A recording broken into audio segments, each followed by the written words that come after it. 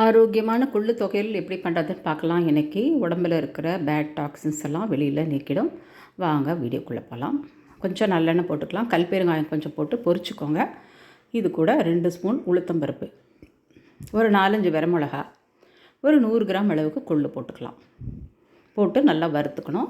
இதுலேயே கடைசியில் 1 கப்பு தேங்காவையும் போட்டு அந்த சூட்லேயே நல்லா வறுத்துக்கோங்க. ஸோ தட் ரொம்ப நல்லாயிருக்கும். கொஞ்சம் புளி, உப்பு இது இப்படி ஆற விட்டுடலாம். மிக்ஸி ஜாரில் போட்டுட்டு முதல்ல ஒரு திருப்பிங்க. அப்புறமா கொஞ்சமாக தண்ணி போடணும். ரொம்ப தண்ணி போடக்கூடாது.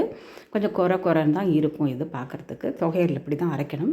ரொம்ப சூப்பராக இருக்கும். சாதத்தில் ஒரு பொரியலோடு பிசைஞ்சு சாப்பிட்டிங்கனாக்கா உடம்புக்கு அவ்வளோ நல்ல லைட்டாக ஃபீல் பண்ணுவீங்க. வாரத்தில் ஒரு நாளாவது இந்த மாதிரி செஞ்சு சாப்பிடுங்க. எல்லோரும் ஆரோக்கியமாக இருங்க.